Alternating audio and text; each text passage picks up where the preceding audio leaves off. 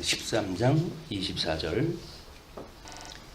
그가 오시기에 앞서 요한이 먼저 회개의 세례를 이스라엘 모든 백성에게 전파하니라. 요한이 그 달려갈 길을 마칠 때에 말하되 너희가 나를 누구로 생각하느냐?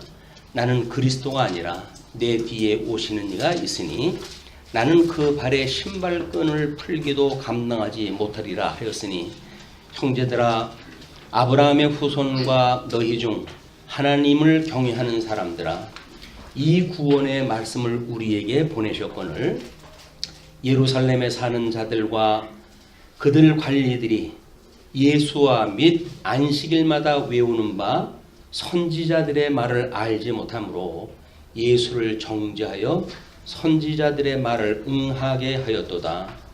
죽일 죄를 하나도 찾지 못하였으나 빌라도에게 죽여달라 하였으니 성경의 그를 가르쳐 기록한 말씀을 다 응하게 한 것이라. 후에 나무에서 내려다가 무덤에 두었으나 하나님이 죽은 자 가운데서 그를 살리신지라. 갈릴리로부터 예루살렘에 함께 올라간 사람들에게 여러 날 보이셨으니 그들이 이제 백성 앞에서 그의 증인이라. 우리도 조상들에게 주신 약속을 너희에게 전파하노니 곧 하나님이 예수를 일으키사 우리 자녀들에게 이 약속을 이루게 하셨다 함이라.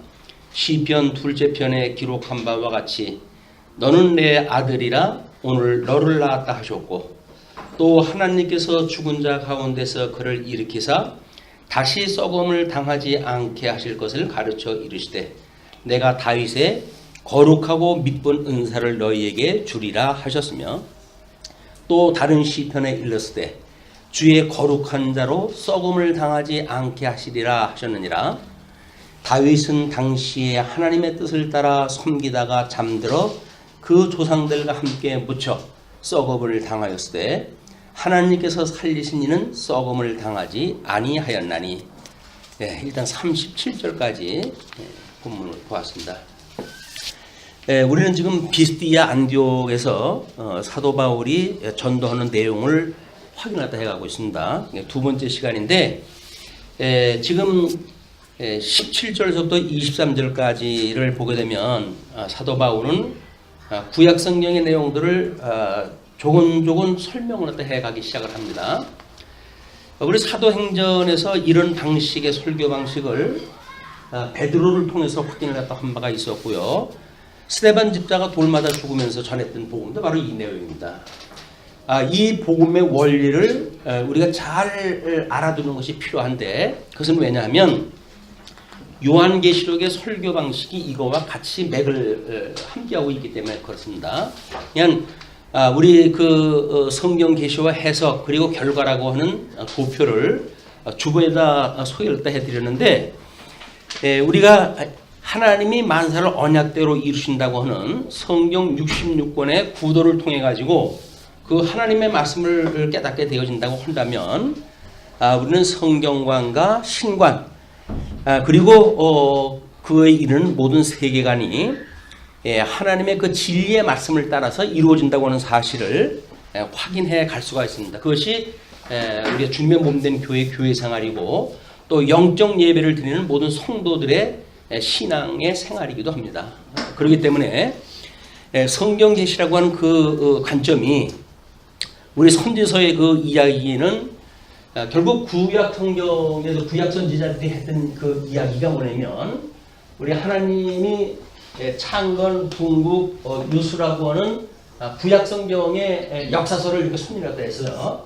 그래서 이 창건되어진 하나님의 나라가 하나님의 뜻을 따라서 분국이 되어졌고, 급기야 바벨론의 포로로 끌려가게 되어졌는데 하나님께서 그들을 회복을 시키신다는 이야기입니다. 이것이 구약 성경의 역사적인 해석이에요. 모든 선지자들은 이걸 기초로 해가지고 예언을 갖다 했습니다. 그 예언이 뭐냐면, 너희들이 현재, 이건 지금 현재예요. 현재 너희들이 망한 것은 뭐야? 너희들이 망한 것은 과거의 불순종으로 인해 가지고 그랬다는 겁니다. 이게 하나님 앞에 과거 지나간 그런 그 일을 통해 가지고 너희들이 하나님의 말씀을 불순종을 했다. 그게 하나님의 말씀을 불순종을 했기 때문에 이렇게 망한 건데, 그러나 이것이 너희들 자체로부터 나온 일이 아니라 하나님께서 이미 모세 오경을 통해 가지고 이것이 지금 언약이 되어졌어요. 이 하나님의 나라가 언약 자손들에게 하나님이 하나님 나라를 창건할 때 이렇게 창건이 되어질 거야. 그러니까 너희들이 부름을 많이 이렇게 받고 뭐 들어갔을 적에는 장정의 숫자만 60만이 들어갔지만 결국 다 부름을 받은 사람들이 구원에 이르는 것이 아니라 남은 자, 이거 남은 자예요. 남은 자. 이 남은 자만 구원에 이르리라 라고 구약성경이 언약되어져 있기 때문에 이 약속대로 되어진다는 겁니다. 그러니까 선지자들이 아직은 지금 이렇게 현재 망했다고 하는 현재 상황이나 지나간 과거, 이거는 지금 이제 이미 이루어진 일이죠. 이미 이건 지금 그리고 우리 회복은 아직의 역사예요. 아직의 역사. 그러니까 지금 이미 지금 아직이라고 하는 과거, 현재, 미래의 시제를 통틀어 가지고 한꺼번에 설명할 수 있는 방법은 하나님이 영원하신 말씀이기 때문에 이게 가능한 겁니다. 영원하신 하나님이기 때문에 모든 시간 세계가 이렇게 시간을 초월하시는 하나님에 대한 지금 계시의 역사란 말이에요. 그러니까는 사도 바울이 지금 현재 하나님의 말씀을 지금 증거를 하고 있죠. 이런 현재 말씀을 증거를 하면서도 너희들에게 과거에 성령 역사가 어떻게 말한 것을 너희들도 알고 있지? 근데 현재 너희들이 지금 이렇게 예수를 그리스도로 믿지 않고 그를 십자가에 못 박아 죽였어. 그 이야기예요. 그럼 우리 사도 바울이 이야기했듯이 이제 이들한테는 하나님께서 언약 자손을 버리겠냐? 그렇지 않겠다는 이야기입니다.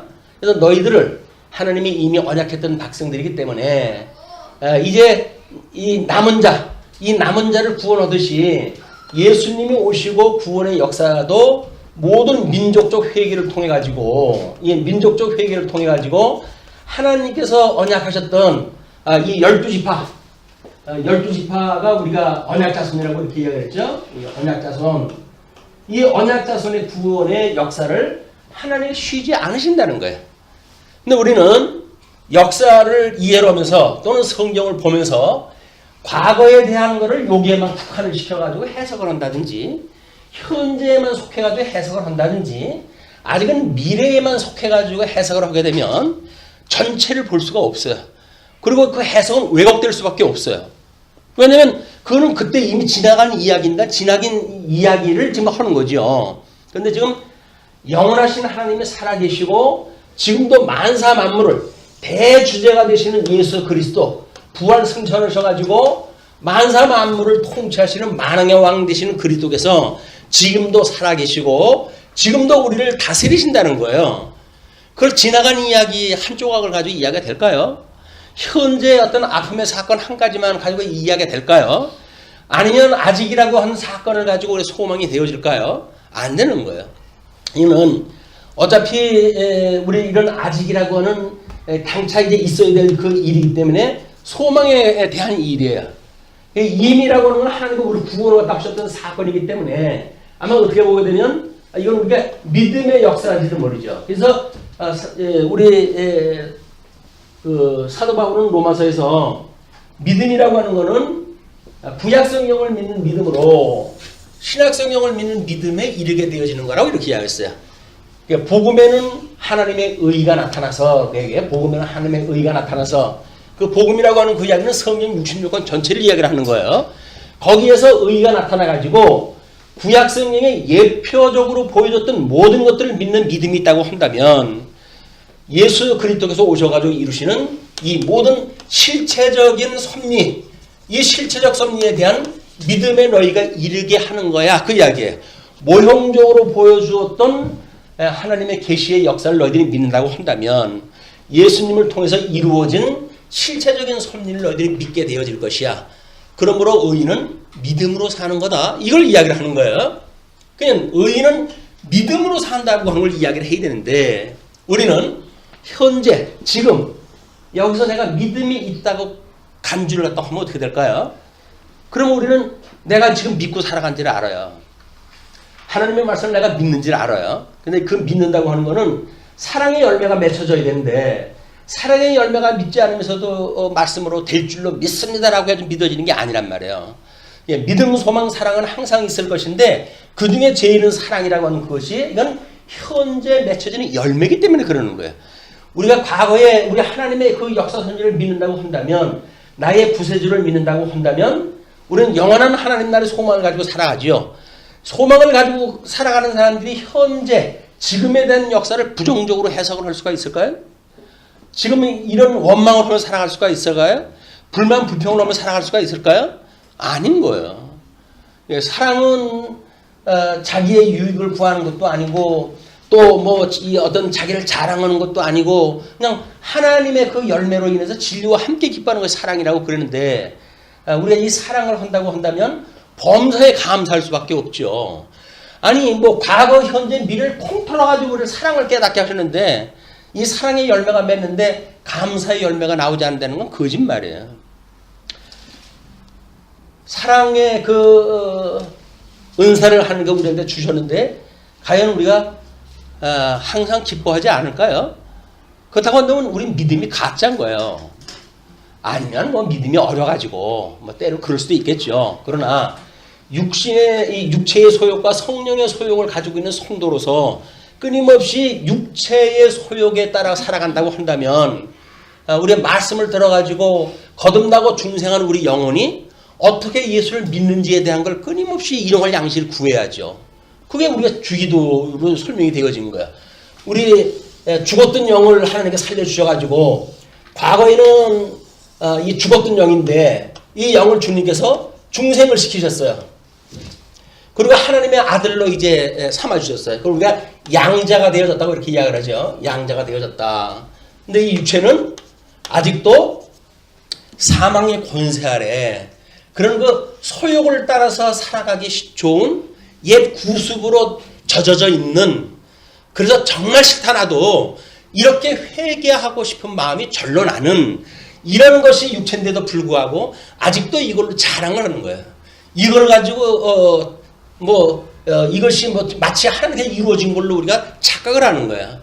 그러나 우리 성령의 소욕으로 우리가 끊임없이 살아가는 방법은 이 의가 되시는 하나님의 그 말씀, 일용할 말씀으로 인해 가지고 가능한 거기 때문에 우리는 이 말씀을 매일같이 구해야 되는 거예요. 우리는 성경 정보를 가지고 있으면 나름대로 이 믿음, 현재 가지고 있는 믿음이 나의 과거형이나 또는 현재 소유격으로 이것이 생각을 할 수 있을는지 몰라요. 근데 그렇지는 않습니다. 그 믿음에 그렇게 과하던 사람들이 왜 하루아침에 다 무너지고 말까요? 성령의 은혜가 아니면, 성령께서 우리를 붙들어 주시지 않으면 다 허당이에요, 허당. 우리가 뭘 어찌어찌 해가지고 하나님의 그런 지혜에 이를 수 있으며 하나님의 은혜를 우리가 어떻게 이룰 수가 있습니까? 인간으로 말미암는 것이 아무것도 없어요. 이 인간으로 말미암는 것은 아무것도 없어요. 오직 하나님께서 주시는 하늘의 은사만이 우리들을 생명의 역사를 일어나게 하고 영원하신 하나님의 그 말씀에 매달려 살게 하지, 세상으로 만들어진 일들 조건으로 해가지고 이루어지는 일 가지고 하나님의 나라가 이루어지는 것이 아니에요. 그래서 하나님의 나라는 먹고 마시는 데 있는 게 아닙니다. 신령한 하나님의 나라를 우리가 늘 끊임없이 소망한다는 이야기는 현재 예수님을 믿어가지고 구원을 받았다고 하는데도 불구하고 우리 지나간 한 주간을 돌이켜보건대 끊임없이 이것 때문에 우리가 고민을 갖다 했고 갈등이 있는 거지, 성령의 소욕에 이끌림을 받아 고민했던 시간은 아무것도 없어. 여전히 이걸로 무엇을 먹을까, 무엇을 마실까, 무엇을 입을까, 이것이 우리들의 그냥 관심사예요. 그리고 여기서 뭘 가지면 다른 사람 앞에서 상대적으로 나를 자랑할 수가 있지, 폼 잡을 수가 있지, 여기서 다른 사람들 위에서 내가 군림할 수가 있지, 이런 걸 가지고 생각을 하니까 이게 고민인 거야. 이것이 우리 삶의, 모든 삶의 경쟁사에서 살아가는 인간들이 가지고 있는 고통입니다. 그러나 우리가 예수 그리스도 안에서 내가 이제 죽었다고 이렇게 이야기하는데, 내가 예수 그리스도 안에 죽었다고 한다면 이제는 우리는 다만 내 안에 그리스도가 살아계신 거예요. 우리가 죽었다고 고백을 했다 하면 육체의 소욕으로부터 끊임없이 주님 앞에 이걸 자유롭게 해줄 걸 우리가 구해야 되는데도 불구하고 우리는 입이 적어가지고 한이지. 입을 크게 벌리라고 그랬다고 기도 시간에 입을 크게 벌려가지고 아우성을 치면서 다 하려고 다고. 그래가지고 우리 기도하는 시간을 보게 되면 개구리 영이 와글와글 하는 것 같아. 와글와글. 예. 그 정결한 그런 그 짐승의 세계가 아니에요. 부정한 개구리의 세계. 개골 하게 되면 산란기 되면 말도 못합니다. 연못가에서. 사람들이 그렇게 기도를 하다가 있어요. 뭘 얘기를 할까요? 하나님의 나라를 구할까요? 하나님의 은혜를 감사를 할까요? 하나님의 이 놀라운 섭리를 찬양을 할까요? 아닌 거예요. 이거예요. 이거. 주님께서 야, 내가 온몸을 다 해가지고 널 줬는데 뭘 더 원하니? 난 너한테 더 줄 거 없어. 내 몸을 다 줬는데. 내가 너를 위해서 다 줬는데 뭘 또 달라고 그래. 다 줬는데. 그러니까 예수 그리스도로 말미암아 족함을 깨닫지 못한다고 한다면 우리는 신앙생활에 대한 문제가 있는 거예요. 빨간불이 켜지는 거란 말이야. 빨간불이. 이 빨간불이 켜지게 되면 브레이크를 밟고 그리고 이 좌우를 관찰을 갖다 하고 그리고 우리가 다시 이제 전방으로 나가야 되는데 하나님의 말씀이 아니게 되면 이게 불가능한 거예요. 끊임없이 일용할 양식을 구하는 일이 성도들의 삶입니다. 우리 그 생명의 양식인 말씀으로만 우리가 살아간다고 한다면 족함을 알고 족한 것도 또 우리 예수님이 욕심도 없으셔. 먹을 것이 있고 입을 것이 있은 즉 족한 줄 알라고 그러니까 주님 그거 가지고는 안 되죠. 제가 지금 3살 먹은 애도 아니고 그 정도로 어떻게 만족을 합니까? 이렇게 이야기하다 하니까 우리가 어른으로 망해가는 거예요. 어린아이 같은 믿음이 되어지게 되면 부모님만 계시고 부모님의 때를 따라서 젖만 주고 어머니 품만 빌려줘가지고 눕게 하신다고 한다면 그것으로서는 만족합니다. 이렇게 할 텐데 젖 떨어져가지고 이제 이유식 좀 먹고 지 이루 해가지고 좀 씹을 수 있다고 생각이 드니까 어머니의 은혜가 점점 멀어져 가는 거예요. 이제 부모님이 필요가 없어요. 부모님은 나를 성장시킬 때까지만 필요한 거지. 내가 이제 뭔가 스스로 자립할 정도가 되면 부모님이 필요 없어요. 그러니까 우리는 얼마나 잘나는 사람들인지 몰라요. 그 이야기는 우리 하나님이 우리하고 늘 함께 계심을 깨닫게 하시는 일인데도 불구하고 우리는 철저하게 기능적으로 전부 이해했다 하는 겁니다. 전부 기능적으로 이해했다 해가지고 현재적인 삶을 사랑의 삶이 아니라 기능적인 삶을 살아갈 수밖에 없는 거예요. 이것이 지금 우리 사도 바울이 복음을 증거하면서 있고 그 사람들 하나님을 그렇게 섬긴다고 했던 유대인들 그 회당에서 강론을 갖다 하는 전체인 주제예요. 지금 그 스토리야. 그냥 성경 보면 내용 다 나와져 있죠. 그런데 그게 무슨 의미인데? 그게 좀 중요한 거 아니에요? 그게 어떤 의미가 있는 건데 말씀이라고 하는 게 뭔데? 이것이 우리한테 관심 있는 사람 말이에요. 이것이 아니고 그냥 역사의 내용 또는 성경이 말하고 있는 스토리 이거에만 빠져버리게 되면 이제 우리가 요한계시록을 사도행전 끝나고 이제 요한계시록 공부한다고 지금 끊임없이 광고를 하고 있어요. 그러니까 지금 해석의 원리가 어떻다고요? 이렇게 선지자들이 이렇게 해석을 갖다 했던 것처럼 사도행전의 해석도 이렇게 되어진다는 거예요. 요한계시록은 신약 성경의 끝자락이 아닙니다. 전 성경의 끝이에요. 결론이에요. 전 성경의 끝. 그것이 양용무장 투쟁 승리라고 하는 어떤 교회의 부분적인 역할이 아니라 저 창세기서부터 시작되어진 하나님의 모든 섭리에 대한 결론 부분이기 때문에 이건 창세기에 대한 성취의 사건이고 뿐만 아니라 모든 선지와 율법에 대한 완성이고 뿐만 아니라 예수 그를 통해서 이루어진 복음의 완성이고 또 주님의 몸된 교회를 통해서 보였던 선지서에 대한 모든 결론이에요. 전 성경의 결론이 요한계시록이기 때문에 성경 해석을 사도행전을 통해 가지고 사도들은 어떻게 해석을 했을까? 어떻게 강론을 했다 했을까? 이것이 요한계시록을 푸는 첫째 원리예요. 이건 해석의 원리가 이 해석의 원리가 요한 우리 사도행전의 해석의 원리처럼 다른 성경에서 그렇게 해석 이게 설교를 할 수가 없잖아요. 그냥 뭐 그 주제에 맞춰서 이야기가 되어지기 때문에. 그러나 사도행전은 이 일련의 설교가 몇 가지가 들어가져 있어요. 근데 그 사도행전에서 취급되어지는 설교의 모든 내용들은 이런 식으로 되어져 있단 말이에요. 구약성경의 모든 것들을 다 차근차근 설명한 뒤에 현재 그런 너희들이 예수님을 십자가에 못 박아 죽였어. 그 예수님은 하나님께 살리셨는데 그분이 하나님의 아들이고 너희들이 그렇게 오매불만 기다리던 메시아였어 라고 하는 걸 이야기를 하는 거예요. 그분으로 말미암아 너희들 이 미래에 이 소망이 있는 것이다. 이걸 이야기를 하는 거예요. 요한계시록에 지금 환난을 받고 있는 성도들에게도 저 소망이 없으면 다 부도예요. 뭘로 이 소망을 주겠어요?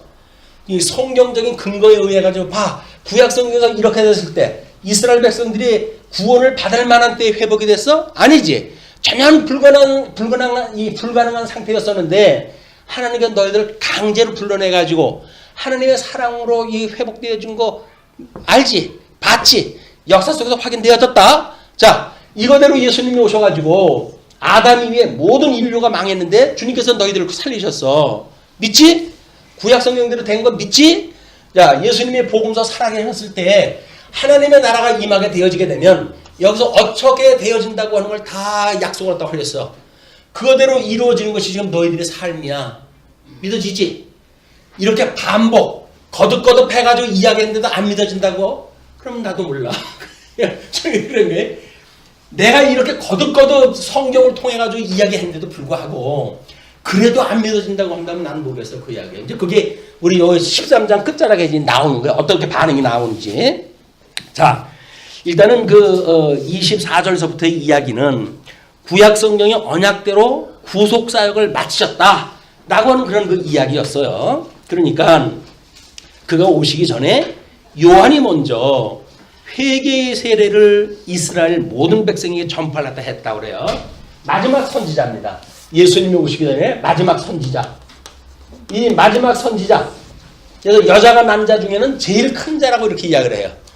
하나님의 나라에서는 제일 작은 자라고 이야기를 해요. 왜냐면 예수 그리스도의 십자가 사건도 모르고 이 사람은 하나님 나라에 갔기 때문에 그래요. 그러나 여자가 낳은 건 누구예요? 구약 성경에 의해서 창출되어진 마지막 선지자.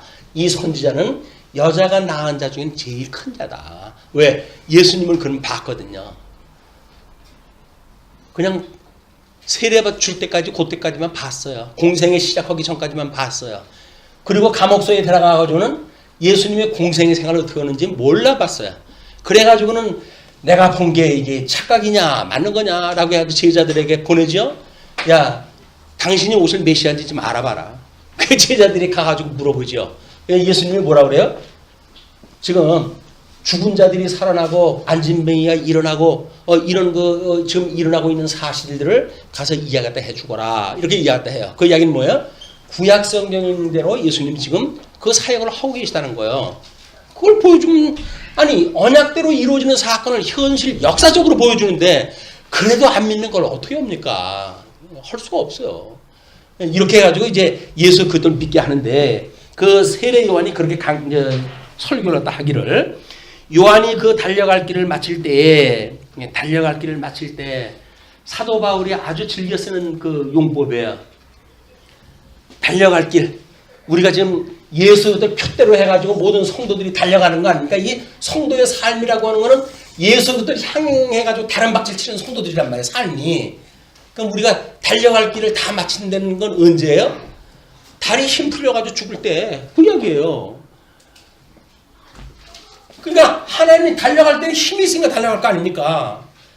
힘 떨어지게 되면. 그럼 그게 이제 하나님 나라 가는 시간이에요. 그게. 그때까지. 그런 그때에 그 이야기예요. 달려갈 길을 마칠 때에 말하되 너희가 나를 누구로 생각하느냐? 나는 그리스도가 아니라 내 뒤에 오시는 이가 있으니 나는 그 발에 신발끈을 풀기도 감당하지 못하리라 하였으니. 보통 하인들이 하는 그런 그 일인데 주님 앞에서는 하인의 하인도 안 된다는 그런 표현을 딱 한 거예요.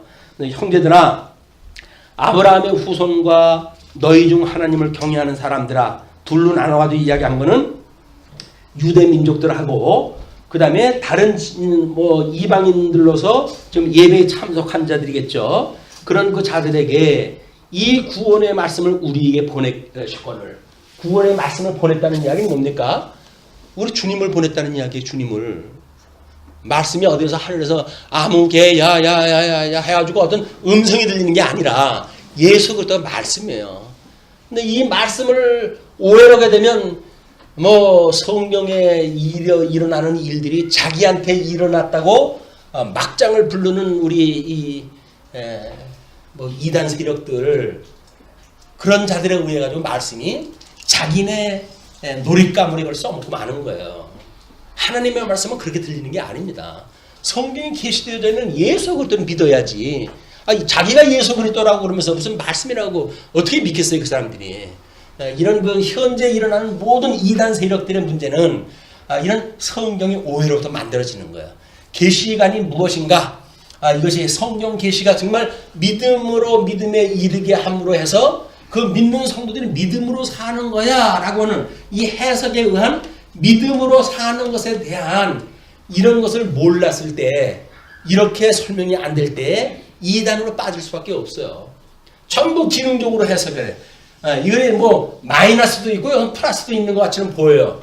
그러나 말씀 중앙을 넘어서는 것은 플러스라고 하더라도 플러스가 아니에요. 왜? 좌우로 치우치는 일이기 때문에 하나님의 말씀의 중심으로부터 뭔가 치우치는 일이에요. 하나님의 말씀에 우리가 칼날 위에 서 있는 것처럼 진리 위에 서 있어야 되는 거예요.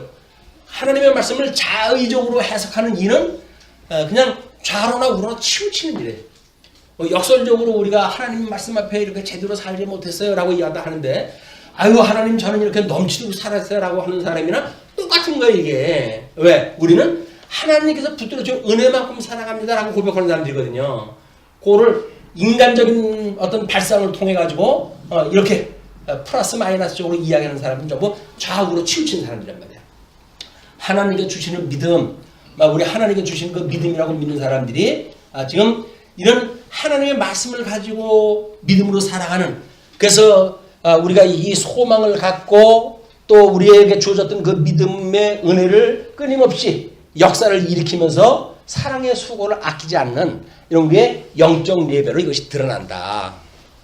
자, 그러면서 이제 그런 그 일들이 예루살렘에 사는 자들과 그들 관리들이 예수와 및 안식일마다 외우는 바 선지자들의 말을 알지 못하므로, 뭘 중얼거리긴 했었는데 알지 못했던 거예요. 그러므로 예수를 정죄하여 선지자들의 말을 응하게 하였도다. 그래서 저 아벨로부터 모든 그 선지자를 다 죽였던 그런 그 사건이야말로 예수 그리스도를 십자가에 못 박아 죽일 것에 대한 예표적인 사건이었어요. 자, 그렇게 응하였도다. 그러면서 죽일 죄를 하나도 찾지 못하였으나 빌라도에게 죽여달라 하였으니 성경에 그를 가리켜 기록한 말씀을 다 응하게 한 것이라. 후에 나무에서 내려다가 무덤에 두었으나 하나님이 죽은 자 가운데서 그를 살리신지라.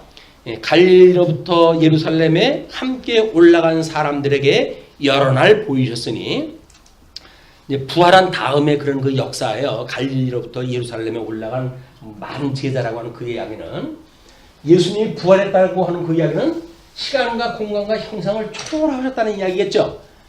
이거를 뭐 복음서에서 어디에서는 어디라고 이야기를 했고, 어느 복음서에서 어디라고 이야기했고, 어느 복음서에는 어디라고 이야기했다 했는데 왜 성경마다 다 틀려? 이렇게 말하는 사람들은 말이 맞는 거예요, 틀리는 거죠.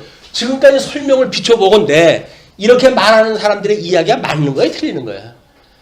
그러니까 기자가 자기가 봤던 걸 기록을 한 거예요. 왜? 영원하시는 하나님이 여기 나타나면 어떻고 여기 나타나면 어때요? 그걸 기록했다고 그러는데 왜 자기 상객대로 그걸 쓰질 않았냐고 그러니, 그 깡통 같은 머리에다 뭘 맞춰줘야 돼, 이걸 성경을. 이게 답답한 거예요. 하나님의 말씀이 영원하신 좀 하나님의 섭리를 했다 이야기를 하고 있는데, 이 쥐머리 같은 그 머리를 가지고 자기 이성대로 이걸 설득을 시켜달라는 거예요. 말이 안 되는 겁니다. 그냥 하나님이 뭐 마태를 통해 가지고 기록을 했으면 그냥 거기에 드러난 거예요. 사도행전 누가를 통해 가지고 뭐 등장했다. 라고 그렇게 드러난 거예요. 그걸 왜 자기네들의 합리적인 생각에 맞춰달라고 그래요? 그래가지고 그걸 억지로 또 끼워 맞추다가 성경을 갖다 자기네들 마음대로 풀어버리네? 소용없어요.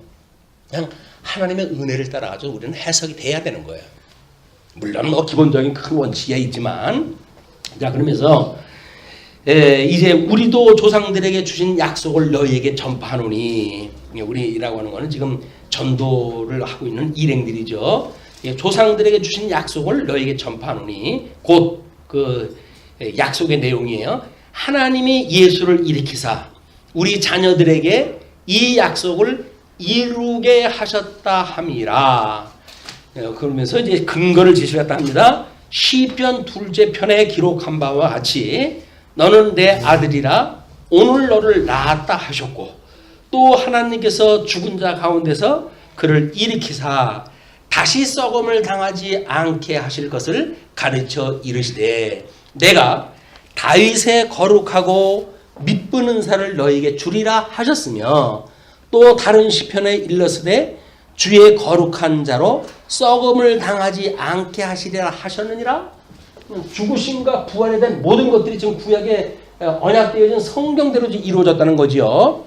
그러면서 다윗은 당시에 하나님의 뜻을 따라 섬기다가 잠들어 그 조상들과 함께 묻혀 썩음을 당하였을 때, 예표적 시편 그 기자들은 예표적으로 이걸 기록을 했기 때문에 그 기자들은 이미 죽어버렸단 말이에요. 여기서 시간 세계 속에서 그들은 죽었고, 그 조상들과 함께 묻혀가지고 썩음을 당하였을 때 하나님께서 살리신 이는 썩음을 당하지 아니하였나니, 예수님은 썩지 아니하도록 하나님께 부활시켜 주셨다, 그 이야기예요.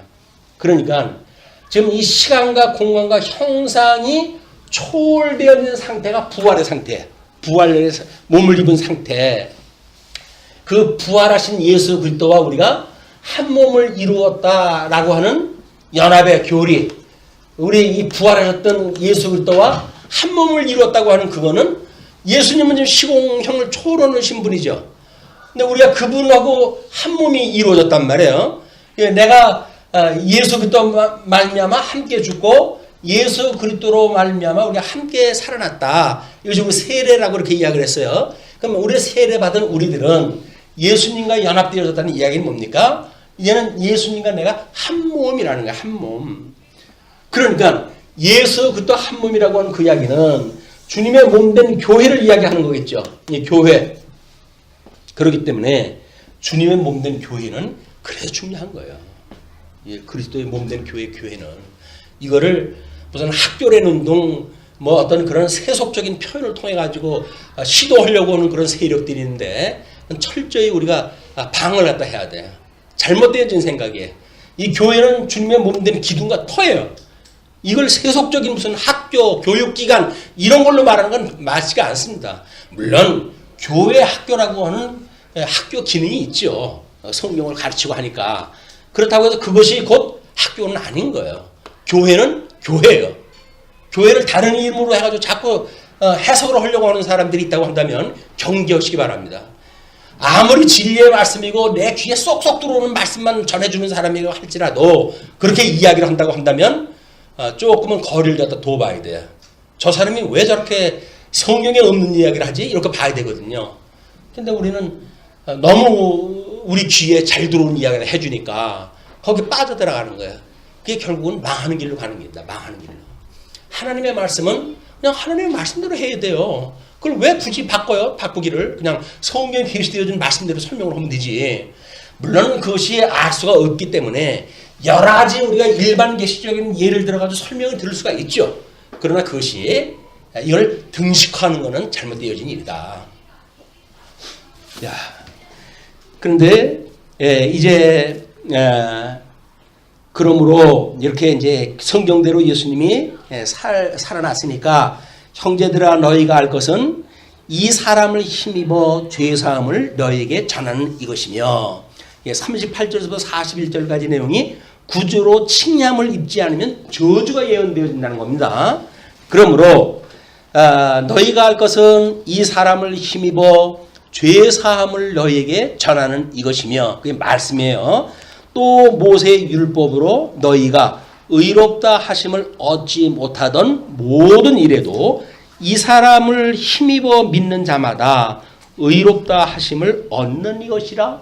지금 복음을 증거했다 하는데 너희들이 여기서 이런 율법, 모세의 율법을 가지고 혹이나 구원에 이를까, 하나님 나라의 회복에 참여할까, 이런 생각을 가지고 있었지만은 너희들이 알 것은 죄사함, 우리 아담 이후에 모든 인생들이 죄 가운데 하나님 가둬 놓으셨는데 그로부터 예수 그리스도로 말미암아 죄사함을 받는다는 이야기는 그 이야기예요.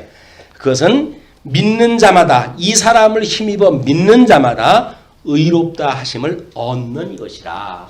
이게 하나님 의로우셨던 주님께서 주 예수 그리스도를 믿는 자들에게 의롭다고 칭해 주시는 거예요. 그걸 우리가 칭의라고 이야기하는 거예요.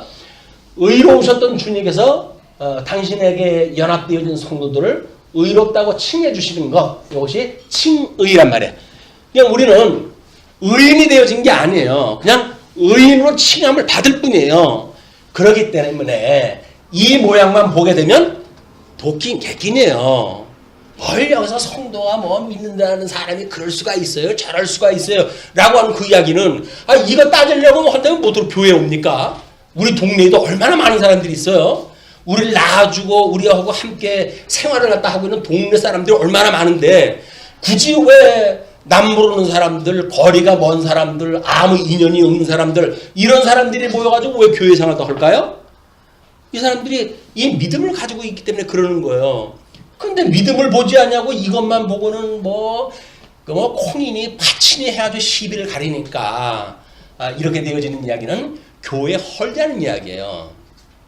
이거 따져가지고 교회가 성한 교회가 없어요. 예. 이 문제는 모든 교회는 분란이 나요. 그렇지 않습니까? 자기를 기준으로 해가지고 보는데 거기 자기하고 똑같은 사람이 몇이나 있겠어요. 나를 낳아준 부모님도 나하고 다른데 이게 같다고 생각이 드니까 여기서 시험을 드는 거예요. 우리는 끊임없이 이거를 기준으로 보는 것이 아니라 하나님의 말씀을 기준으로 삼기 때문에 우리는 여전히 말할 수 없는 죄인이야. 그럼에도 불구하고 우리 주님께서 우리를 살려주셔서 우리를 의롭다고 칭해 주실 뿐만 아니라 하나님의 아들로 삼아주셨으니 심히 그 은혜가 크도다 라고 찬송을 하고 감사할 일이지, 여기서 보고 무슨 코가 높으니 낮으니 눈이 찢어졌니 어쩌니 해가지고 그 외모를 보고 판단하면 그게 무슨 신앙생활이. 신앙생활은 우리는 잘못되어진 신앙생활을 하면서 이걸 몰라요. 모르니까 교회생활이 재미가 없는 거예요. 왜? 누가 나 인정해 주는 것도 아니고 그런다고 해가지고 무슨 자랑하고 할 만한 그런 존재인데도 불구하고 다른 사람들이 몰라주는 것만큼 서우는 게 어디 있어요? 또 살다 보게 되면. 근데 여기서는 나를 위해서 사는 삶이 아니잖아요.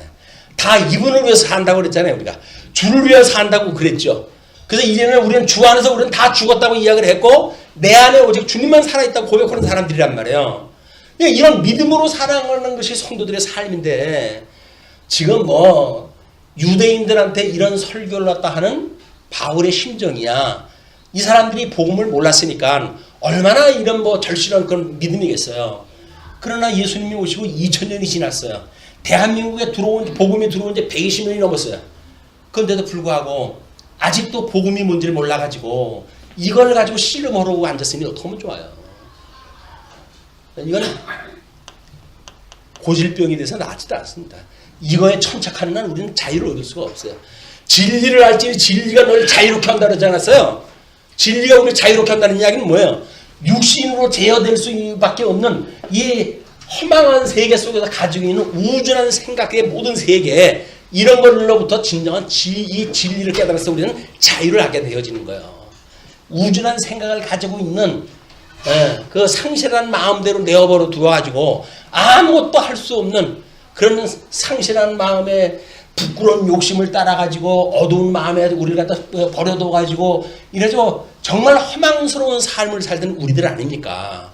우리를 주님께서 예수님을 보내주셔가지고 의롭다고 칭해 주셨다는 그 이야기는, 이거는 누구한테 주시는 게 아니에요. 그냥 아무리 부름을 받은 사람이 많았다고 할지라도 회복에 참여한 사람들은 숫자에 기록할 만큼이에요. 이게 그렇게 작은 숫자만이 회복이 되어진다. 그래서 우리들도 이런 복음의 진리를 가지고 우리가 하나님의 이 놀라운 좁은 문을 지나온 우리 성도들이구나, 이런 은혜의 감동을 가지고 우리 현실에 어떤 그 고통이 있다 할지라도, 현실적인 환란이 있다 할지라도 성경이 이야기하는 것처럼 온전히 기뻐할 일입니다. 왜? 주님께서 사랑하시는 분이 우리한테 주시는 환경이에요. 하나님이 우리를 사랑하시는데, 사랑하시는 주님께서 우리한테 자리 펴준 거라니까요. 그게 원망스럽다고요? 그 자리를 펴주시는 주님이 원망스럽습니까? 그래서 예수님을 믿느니 세상 가가지고 배불리 먹고 살다가 그냥 가시렵니까? 아니잖아요. 우리는 예수님이 지금 펴준 자리에, 영광의 자리, 당신의 능력을 보여주시기 위한 환란의 이 장면에, 만약에 우리 요한계시록에서 환란이라고 하는 문제가 있다고 한다면, 이 환란은 하나님의 영광을 계시하시기 위한 하나님의 장인 거예요. 그런데 하나님이 만들어 놓은 세계에 하나님의 사랑하는 백성들을 통해 가지고 영광을 보여주시기 위해서 환란을 잠시 주었다고 해가지고, 주님은 내 편이 아니라고요? 내 님이 아니라고요? 누구예요? 남의 편이에요? 남편입니까?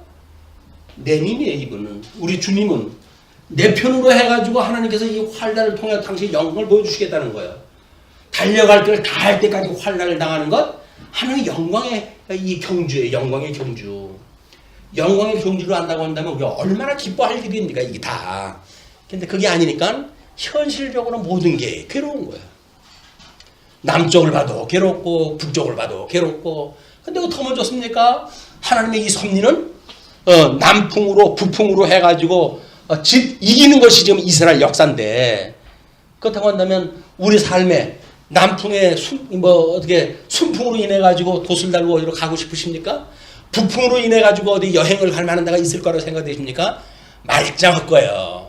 우리는 다만 예수 그리스도께서 지켜주시는 그런 바람에 의해 가지고 생명의 길을 달려가는 이런 정말 그 큰 대양 앞에 작은 돛담배에 살고 있는 몇 사람 안 되는 이런 평안을 유지하고 지금 여행 중에 있는 성도들이다.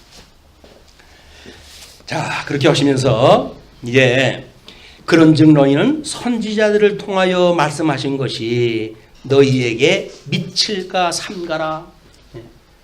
이 말씀이 그냥 구약 성경의 이 사람들로만 끝난 것이 아니라 현재 내가 복음을 증거하고 있는 너희들에게 이것이 그대로 성한다고 한다면 너희를 망한다는 이야기 아니냐. 이렇게 되어질까 너는 삼가라는 거죠. 일렀을 때 보라 멸시하는 사람들아, 너희는 놀라고 멸망하라.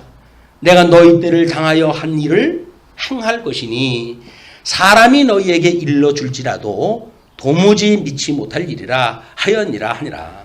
예, 하박국 1장 5절 말씀을 인용하다 하시는 거야.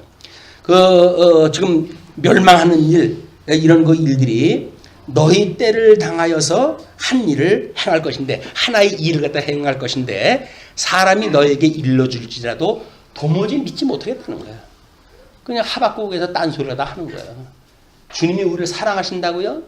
뭘 사랑을 합니까 이게? 이게 무슨 사랑입니까? 그랬더니 그래요. 사랑은 아픈 거란다. 사랑은 아픈 거란다. 이 사랑이라고 하는 게, 아니 주님 저를 사랑해가지고 이방인 민족들은 그래 잘 먹고 잘 살게 하고 하나님을 사랑한다는 백성들은 이렇게 초라하게 만들어 가십니까? 그게 사랑이에요? 주님이 말하는 사랑이 그렇습니까? 라고 이야기를 하니까 이걸 한마디로 주님이 설명하실 일이 막막하잖아요. 그러니까 저 열조한테 끌고 올라가는데 뭐라 그래요? 내가 야곱은 사랑하고 에서는 미워했잖아. 그걸로 다 해석이 된 거예요. 야곱을 사랑을 했다는 그 이야기는 예수 그들 십자가에 못 박아 죽는 데에 내어주신 그 야곱의 사역이 끝내 생명의 역사고, 에돔으로 해가지고 사냥 잘하고 뭐 아버지한테 칭찬 듣고 했던 그 에서는 결국 망하는 길로 가게 되지 않았습니까? 물론 예수님이 출현할 때 이두매로 해가지고 다시 한번 출생하고 그런 걸로 인해 가지고 이제 예수님의 대적 관계가 이루어졌지만, 그러니까 그러나 여전히 예수님은 사망 권세를 이기시고 부활하시는 예수가 생명의 주님이 되시는 겁니다. 그러니까 너희들의 그런 그 일들, 그 도무지 믿지 못할 일이라 하였느니라 하니라. 42절로 43절 믿는 유대인들에게 은혜에 거하기를 권합니다. 오늘 이 말씀을 듣는 우리들에게도 이 말씀이 응해질 걸로 믿습니다. 그들이 나갈새 이제 강론이 끝났어요.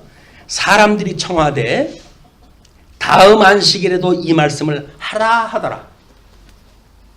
생명의 말씀을 전해주는데 아이 잘 들었네. 근데 웬 소리가 그렇게 길대? 라고 끝낸 게 아니라 그 기나긴 역사를 다 이야기했다고. 저 오늘 성경 읽었으니까 짧았지만 근데도 불구하고 2시간을 나눠가지고 할 정도의 분량이면 대단히 긴 분량이에요 이게. 근데 바울이 이걸 이야기했다고 한다면 이건 1시간 이상짜리 설교를 한 거예요 바울이. 그러다 했는데 그 설교를 또 하고 나갈새 사람들이 청하되 다음 안식에도 이 말씀을 하라 하더라. 얘기 다 하는데 무슨 얘기를 또 해요? 얘기 다 하는데 무슨 얘기를 또 해요? 더라는 이야기는 뭐예요? 아무리 들어도 좋겠어 이 이야기가. 내가 알고 있었던 구약의 역사가 그런 이야기였어? 그런 뜻이었어? 이거는 골백분을 들어도 나한테는 좋은 이야기지. 듣고 또 듣고 듣고 또 듣고 그래도 나한테는 행복한 이야기야. 아이고 그거 뭐 내가 다 초등학교 때서도 공부한 거예요. 다 알고 있어요. 알고 있긴 지뿔 뭘 알고 있어. 알고 있어가지고 그렇게 예수님을 안 믿습니까? 근데 지금 그 성경 이야기를 하면서 이분이 우리를 위한 구세주로 오신 분이야 라고 이야기를 하는 건 뭐라 그래요? 다음 주 또 해주세요. 다음 주 또 해주세요. 그래서 우리는 할 수 없이 다음 주에도 결국 예수도 이야기 할 거예요. 똑같은 이야기 해서 할 거예요. 그냥 구약 역사 이야기하고 예수님 이야기하고 신약교회 이야기하고 다 그 얘기예요. 그냥 그 얘기. 근데도 아무리 들어도 질리지가 않잖아요. 아니 우리를 사랑하시는 주님의 메시지인데 아이 그거 뭐 몇 번 봤더니 식상하네. 사랑하는 사람이 식상됩니까? 그건 사랑하지 않는 거예요. 만약에 사랑한다고 한다면 아무리 환경이 달라진다고 할지라도 보고 싶은 얼굴들이죠. 그 사랑하는 사람들이. 환경 바뀌었다고 하면 눈을 이기고 그렇다고 한다면 사랑하는 관계가 아닌 거예요. 아무리 예수님이 내가 너희를 사랑한 것처럼 너희도 사랑하라 라고 명령을 했다고 하더라도 주님의 몸된 교회에 사랑의 관계가 없었다고 한다면 우리는 사랑을 모르는 사람들이에요. 사랑을 모르는 사람이 주님의 그 사랑을 믿는다고요? 주님의 사랑을 믿는 사람이 흉내라도 내려고 그러지. 주님의 사랑을 믿는다고 하면서 어떻게 그렇게 우정 그걸 갖다가 거슬리려고 그럽니까 우리가. 그 이야기는 주님 사랑을 모르는 거예요. 주님을 믿지 않는 거예요. 그러니까 내가 딴 세상에 우리가 살고 있죠. 주님이 우리를 사랑하시라고 그럽니다. 그 이야기는 사랑하라 하신 분께서 사랑하게 하시는 주님의 몸이기 때문에 그러는 거예요. 온전케 하시는 분이기 때문에 우리한테 허라는 거예요. 아무 능력도 없이 허라고 그러는 거 아니에요. 이 교회를 사랑한다고 이야기는 주님이 머리가 돼가지고 온전케 하시는 주님이기 때문에 내가 너를 온전케 할 거야. 그냥 사랑해 그 이야기에. 그 이야기는 뭐예요? 사랑하라고 하는 이야기를 믿어. 그 이야기예요. 믿음의 역사를 내가 일어나게 할게. 그 이야기예요. 근데 우리는 사랑을 내가 어떻게 합니까? 내가 뭐 가족도 사랑을 못하는데 뭐 교회 식구들을 갖다 뭘 사랑을 갖다 합니까? 이런 생각이 드십니까? 그렇다고 한다면 우리는 하나님의 말씀을 다시 또 한번 또 배워야 돼. 또 배워야 돼. 하긴 뭐 죽을 때까지 배울 거니까 지금 뭐 열매가 안 나면 어때요? 내일 또 들어가지고 열매가 생길 수도 있으니까 뭐 걱정할 건 없어요. 제가 강론은 계속 이 말씀을 드릴 거니까 진리 들을 이 말씀 드릴 거예요. 예수님이 우리를 사랑하셨대요. 하나님이 우리를 사랑하셨대요. 예수 그리스도가 우리를 은혜로 구속을 하다 하셨대요. 죄사함을 갖다 잊게 하셨대요. 그것이 은혜의 섭리입니다. 우리가 그 안에 사는 행복한 성도입니다. 이야기를 끝없이 올 거니까. 자, 그러면서 이제 43절에 회당의 모임이 끝난 후에 유대인과 유대교에 입교한 경건한 사람들이 많이 바울과 바나바를 따르니 두 사도가 더불어 말하고 항상 하나님의 은혜 가운데 있으라 권하니라. 이 하나님의 이 예수 그리스도 이것이 하나님의 은혜인데 여기 주님의 몸된 교회라고 하는 그 이야기는 은혜 안에 거하는 거예요. 이 은혜 안에. 이 은혜라고 하는 그 이야기가 소유격으로 할 수 있을 만한 어떤 실질적인 물건인가요? 이게 물질 명사인가요? 아닌 거예요. 은혜 안에 거라는 이야기는 주님이 붙들고 계신 그런 은혜 가운데 있어라. 믿음을 가지고 있는 채 살아라. 그런 그 이야기예요. 근데 우리가 마치 믿음을 가지고 있는 것처럼 생각이 드니까 지금 살아가는 걸 믿음으로 살아간다고 이해를 하는 거예요. 근데 그렇지 않습니다. 뭐 아침에도 우리 사석에서 잠깐 뭐 우리 노회 교회 문제 때문에 이야기가 나눴는데 어떻습니까? 뭘 어때요? 말씀 귀한지를 모르는 사람들한테 무슨 별일이 생기겠어요? 말씀을 전하는 자에 대한 거를 제대로 이해하지는 못하게 되면 이걸로 논하게 되죠. 이걸로. 그러니까 시비거리가 걸리게 되고 그러니까 문제가 삼게 되고 그리고 내쫓게 되어지고 그렇게 되어지니까 전하는 사람이 중간에 없어져 버리고 말씀을 전해줄 사람을 보냈더니 그 사람 성이 안 찹니다. 우리 귀가 그래도 9단인데 그 사람 가지고는 안 되겠어요. 9단 좋아하네. 9단처럼 고수가 그렇게 여기에 뭐 연조를 따지고 그런다고요? 아닌 거예요. 고수라고 한다면 말씀의 고수라고 한다면 어린아이가 전해도 그러다 들을 수가 있는 귀가 있어야지 고수지. 무슨 고수는 자칭 고수예요. 자칭 고수. 그러는 인터넷으로 공부를 했다 한대요. 성도들이 남아 있습니까? 다 헤어져가지고 다 이리 빠지고 저리 빠지고. 아니 뭐 그래도 건물이 있겠다. 뭐 연부 안 해도 되겠다. 아유 뭐 어떠냐. 그냥 우리끼리 하면서 살면 되지. 그게 무슨 교회예요? 연부 안 하는 게 교회입니까? 그러면서도 자기가 성도라는 거야. 이 답답한 문제를 어떻게 해결합니까? 하나님께서 이 은혜 가운데 붙들려 살 수 있도록 하시지 않은 한 해결할 방법이 없어요. 우리 온로회가 지금 뭐 목사님들이 그 교회를 위해 아주 기도를 다 하는데 말씀을 들어야 될 거 아니에요. 말씀을 안 들어요. 어떤 말씀 들어요? 자기네들과 상관없는 이야기. 상관없는 강론을 갖다 들으니까 자기네 교회는 전혀 상관없는 강론이 인터넷으로 들을 거 아니겠어요. 현재 자기네들의 문제를 전혀 볼 수가 없는 거예요. 그래 놓고는 과거에 이런 쪽에는 소시적에는 좋았는데 이렇게 아주 이쪽에 머물러져 버리니까 현재가 없는 이런 아픔의 생활을 다 하는 거야. 근데 사실 아픔도 아픔인지 몰라요. 아픔인지를 알면 그렇게 절실하지 않을 수가 없죠. 아픔인지를 모르니까 그냥 여기서 뭐 연부 안 해도 좋다. 우리끼리 그냥 모이자. 뭐 이렇게 아주 몇몇이 모여가지고 산다고 그러니까. 이것이 교회라고 하는 걸 학교로 만든다고 하는 그런 때로부터 세속화되어진 이런 현실 교회의 아픔입니다. 주님의 몸된 교회가 이 찢어지고 갈라지고 이 어떤 환란에 처한다는 이야기는 이건 그냥 넘길 일이 아니에요. 너는 뭐 예사롭게 여기잖아요. 예사롭게 여기잖아요. 우리도 그런 경험 있잖아요. 뭐 별거예요. 만만한 사람끼리 모이면 되지. 왜 아닙니까? 그러나 주님의 몸된 교회의 아픔을 감지할 수가 없다는 이야기는 뭐예요? 공감이 없다는 이야기예요. 공감 없는 사람이 그리스도의 사랑을 공감하고 있다고요? 아니에요. 안타까워요. 그런 게 안타까워요. 그리고 뭐 현실적으로 그게 옳다 뭐 이런 걸로 해가지고 자기를 정당화하는데 그 정당화가 무슨 소용이 있어요? 주님 앞에 정당화가 아니라 사람 앞에 정당화가 무슨 소용이 있어요? 하나님 앞에 정당화가 돼야 되는데 그럼 범사의 그분 앞에 우리가 순종을 해야 될 거 아닙니까?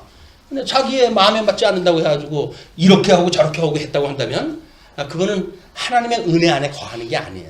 안타까운 역사다. 자, 이렇게 했을 때 많은 사람들이 이제 그 은혜 가운데 있으라고 권하게 되어지는데 44절로 52절에 유대인들은 시기하고 작정된 이방인은 믿게 되어지는 역사가 일어나요.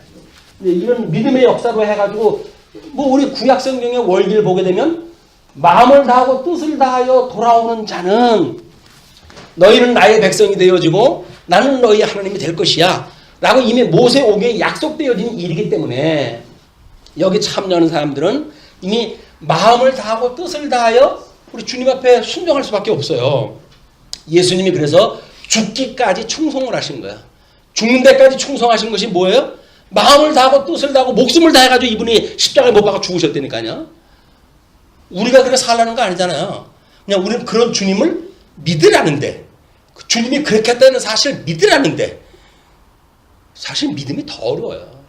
육신으로 해가지고 뭐 하라고 그러면 뭐 꿈지럭거려서 뭐 하는 것 같잖아요. 근데 믿음을 가지라고 하는 그 이야기는 이게 보이는 게 아닌데 실체가 없는 건데 믿는 건지 안 믿는 건지 알 수가 있어야죠. 주님의 이 몸된 교회 성도의 교제가 그래서 아름다운 겁니다. 그건 교제를 통해 가지고 예수 그리스도의 그 주님의 몸된 교회에 환란에 동참하고 있는 성도들의 공감. 그 공감이 뭐예요? 예수의 죽으심에 대한 이해예요. 복음에 대한 이해예요. 그것이 지금 말씀이라고 하는 문제이기 때문에. 그래서 그 다음 안식일에는 온 시민이 거의 다 하나님의 말씀을 듣고자 하여 모이니, 이제 온 시민이라고 그랬잖아요.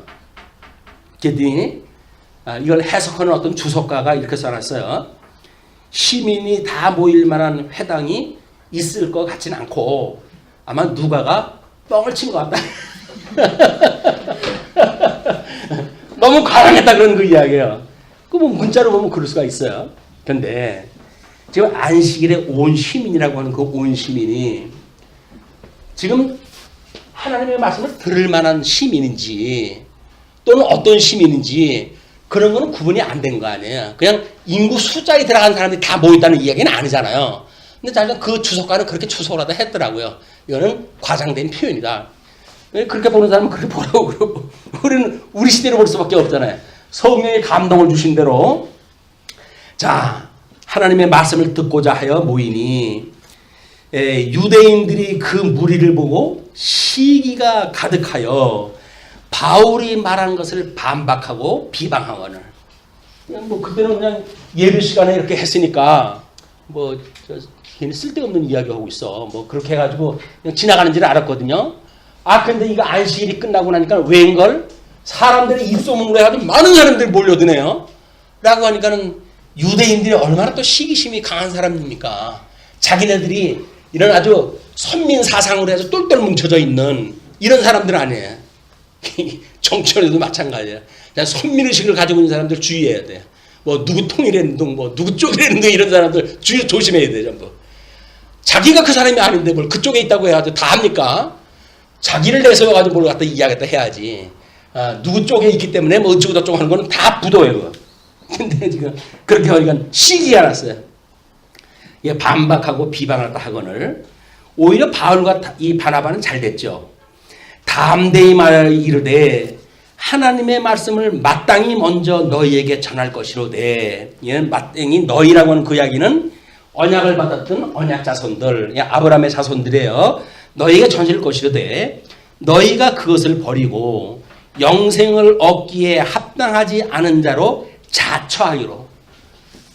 예수님을 믿지 않기로 스스로 자기가 처했어요. 처신을 했다 했어요. 그러니까 자처를 했다 했지 누가 강제로 그런 것도 아니에요. 그게 말이 돼? 난 안 믿어. 말도 안 되는 소리네. 그거 믿겠어? 라고 자처를 했다 했기 때문에 너희들한테 그런 그 일들이 이제 우리가 이방인에게로 향하노라. 왜 지금 이 이방인들이 이렇게 많은 무리들이 왔느냐 하면 너희들이 이 복음을 전했을 때 그 말씀을 듣기를 합당한 자로 너희들이 스스로 자처했다 했어. 합당치 않은 자로.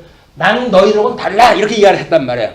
성경이 너희들이 그렇게 믿어? 나는 너희들 믿는 대로 안 믿어. 라고 이렇게 우리 생각을 하기 때문에 우리는 스스로 예수 그리스도로 말미암아 구원받는 일에 합당히 여김을 받지 않도록 너희들은 이미 예정된 사람들이야. 그 이야기예요. 자, 그렇기 때문에 우리가 이방인에게로 향하노라. 주께서 이같이 우리에게 명하시되 내가 너를 이방의 빛으로 삼아 너로 땅끝까지 구원하게 하리라 하셨느니라 하니 이사야서 49장 6절 말씀을 인용하다 했어요. 자, 우리 요한이 또 한 번 그 환상을 갖다 보는데 천사가 작은 그 책을 가지고 있어요. 그러면서 이걸 갖다 먹으라고 그래. 근데 이것이 입에서는 달지만 네가 이 속에 들어가면 이게 쓰리라 라고 이야기하거든요. 이것이 천사들 말씀이 뭘까요? 이게 땅끝까지 전해져야 될 복음인 거예요. 이것이 유대인들은 지금 사도 바울은 유대인을 향해서 출발을 하지만 사도 바울이 그 로마서에서 하는 편지를 보게 되면 창감남나무와 돌감남나무의 예를 들어요. 그러면서 하나님이 돌감남나무인 너희들도 구원하다 했는데 창감남나무인 유대인들을 그렇게 버리시겠니? 그렇지 않다는 거야. 끝내 그들이 다 민족적 회개를 했다 하고 돌아올 수밖에 없기 때문에 이들이 수없이 반대를 했다고 하잖아요. 지금까지도 반대를 하잖아요. 사명감을 가지고 반대를 하잖아요. 이를 악물고 반대를 하잖아요. 그럼에도 불구하고 거기다 얼마나 속이 아프겠어요. 아무리 전해도 듣지 않는 돌덩어리한테 복음 전하는 것 같으니 그럼에도 불구하고 민족적 회개가 하나님께서 이루신다는 거예요. 그것이 천사가 가지고 있는 책임이다. 이 아무개시는 그게 또 뭐 자기가 푸른 색이라고 해가지고 그렇게 이야기를 하는데 이방인들이 듣고 기뻐하여 하나님의 말씀을 찬송하며 영생을 주시기로 작정된다는 다 믿더라. 영생을 주기로 작정된 자 이미 창세전서부터 그리스도 안에서 선택하기로 예정되어 있는 자들이 있어요. 이런 자들은 하나님께서 다 믿도록 하나님의 섭리가 하신다 그 이야기예요. 그리고 주의 말씀이 그 지방에 두루 퍼지니라. 이에 유대인들이 경건한 귀부인들과 그 신의 유력자들을 선동하여 바울과 바나바를 박해하게 하여 그 지역에서 쫓아내니 두 사람이 그들을 향하여 발에 티끌을 떨어버리고 이고니온으로 가거늘. 이것이 유대인들한테는 이방인 지역에 있다가 유대인 지역으로 넘어올 때 발에 먼지를 털어요. 이방인의 불결한 걸 털어버리겠다 이제 그런 그 뜻으로 터는데 이제는 유대인들 지역에서 이방인 지역으로 가는데 발에 티끌을 털고 넘어가요. 유대인들의 믿지 않는 이런 불신의 세계로부터 믿기로 작정된 자들이 있는 이방인을 향해서 간다는 이야기죠. 제자들은 기쁨과 성령이 충만하니라. 오늘 이 강론을 듣는 모든 성도님들한테 기쁨과 성령이 충만하시기를 빕니다. 기도하시죠. 자비로우신